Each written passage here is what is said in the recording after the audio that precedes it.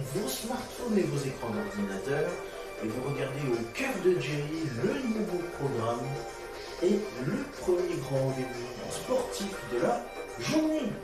Yeah! Très heureux de vous accueillir pour notre dernier rendez-vous consacré à la carrière d'un grand sportif. Bienvenue dans le 16h30 Sports Live. On va parler que de grands sportifs, filles et garçons. C'est parti, soyez les bienvenus. Nous sommes ensemble jusqu'à 17h pour ce dernier rendez-vous et vous êtes les bienvenus. C'est parti, en route.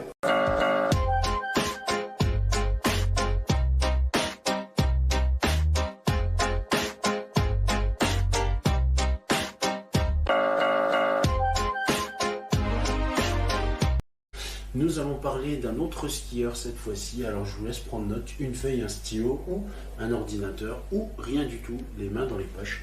Et c'est parti pour de nouvelles aventures. Nous sommes ensemble jusqu'à presque minuit et vous êtes les bienvenus. C'est parti, en route. Il est 23h30.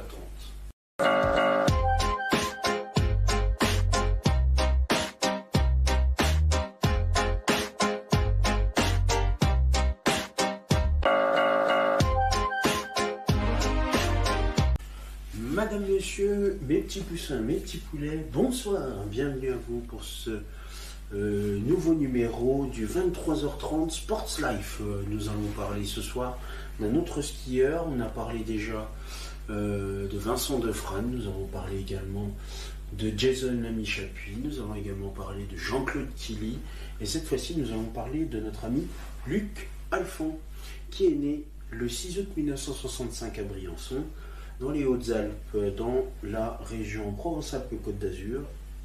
Il a d'abord été skieur, puis spécialiste de la vitesse, vainqueur du classement général de la Coupe du Monde en 1997, restant le deuxième Français à obtenir le plus gros globe de cristal 30 ans après son prédécesseur, qui est Jean-Claude Killy, dont nous avons parlé hier, et 24 ans avant Alexis Pinturault. Il s'adjuge également 4 petits globes de cristal, 3 en descente en 95, 96, 97 et un en Super G en 97. Après sa retraite du ski à 32 ans en fin 97, il commence une nouvelle carrière sportive comme pilote automobile, gagnant notamment le Rallye Dakar en 2006. En 2011, il apprend la navigation et se lance dans la Transat Jacques Vabre. Il est également consultant sportif à la télévision pour France Télévisions lors des Jeux Olympiques d'hiver et du Rallye Dakar.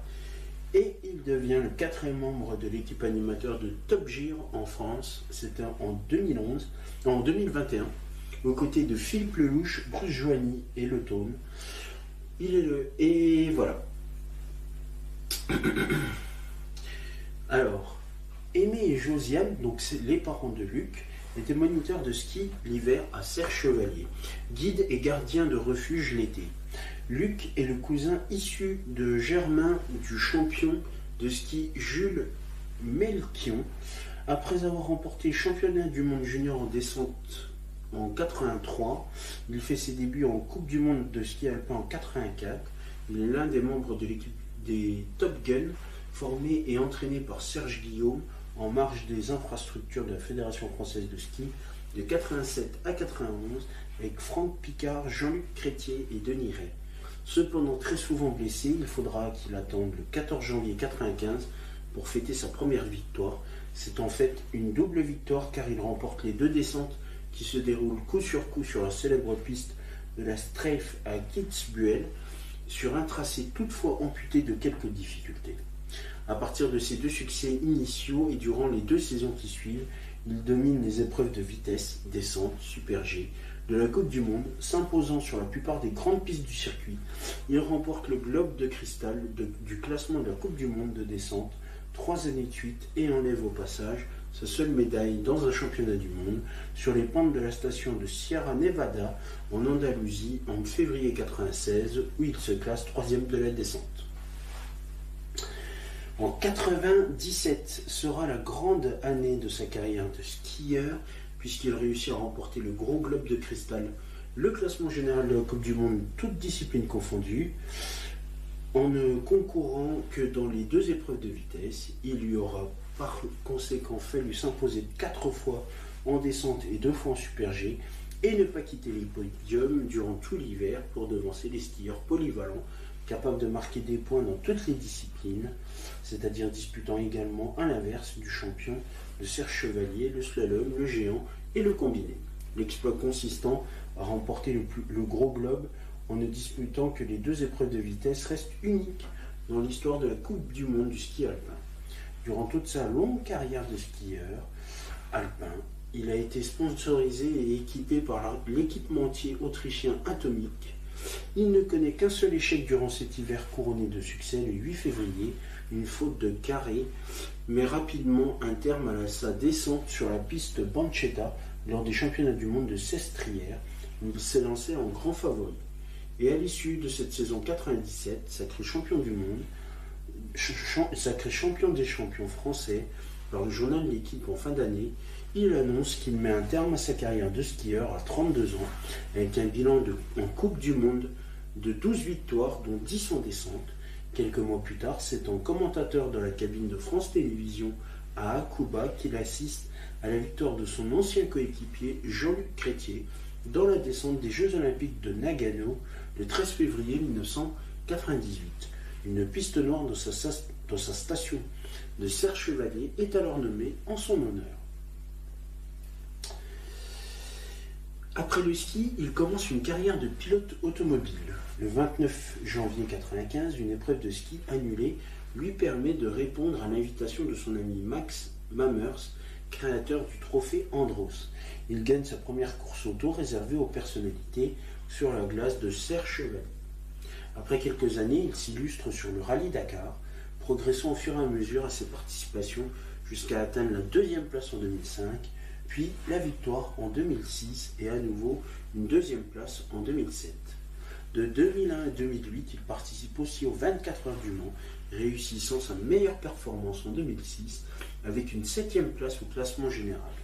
Le 28 juin 2009, il est victime d'un grave accident de moto dans le cadre de la classique Rand-Auvergne. Il est évacué au CHU de Clermont-Ferrand.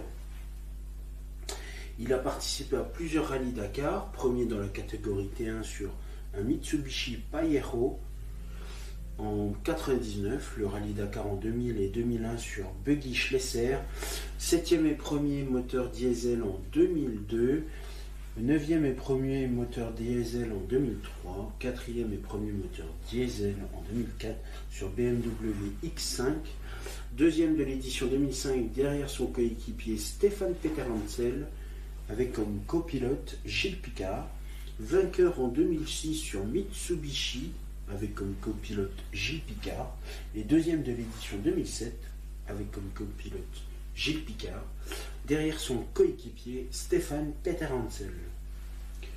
Il a participé au rallye de Tunisie en 2005 sur une Mitsubishi Pajero, Bahia Portalegre 500 en 2005 sur la même Mitsubishi Pajero, Abu Dhabi Desert Challenge 2006 sur Mitsubishi Lancer Evo, le rallye Por las Pampas en 2006 et en 2007 sur Mitsubishi, et le rallye Transsibérique 2008 sur Mitsubishi Pajero. Il concourt, comme je vous ai dit, aux 24 heures du Mans avec sa propre écurie Luc Alphand Aventure, présente sur le technoparc des 24 heures. Son meilleur résultat intervient lors de l'édition 2006, qu'il termine à la 7e place du classement général, la 3e de la catégorie LMGT 1. Et il a participé donc de 2001 à 2008 avec différentes voitures.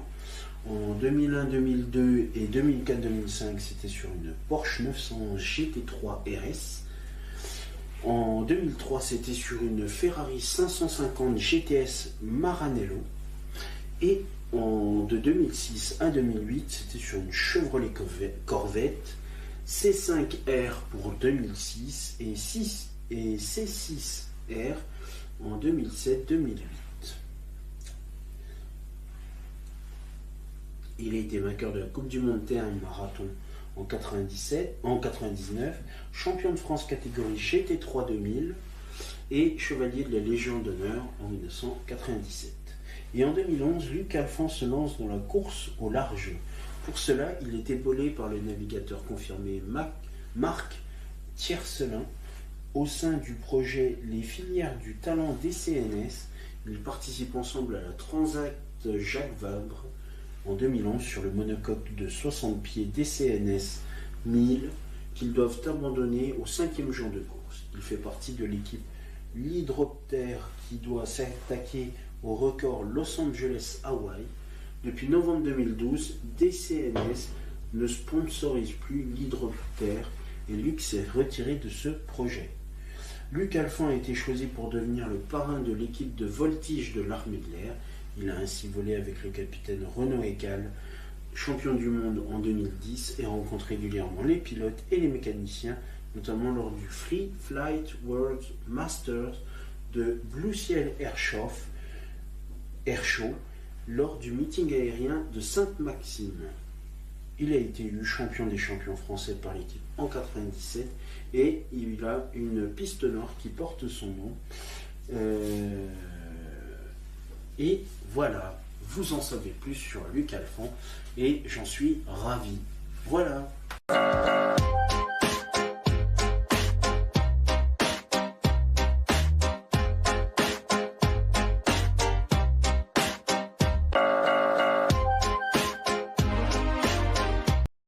Mes petits poussins, mes petits poulets, vous pouvez voir s'afficher sur votre écran les réseaux sociaux, mais aussi le compte YouTube d'AdoKids TV. Commentez, likez sur Facebook et Instagram et abonnez-vous à la chaîne YouTube d'AdoKids TV. Et regardez-moi ça, c'est pas beau? Du 2 en 1 les mecs, et les filles d'ailleurs, et les meufs.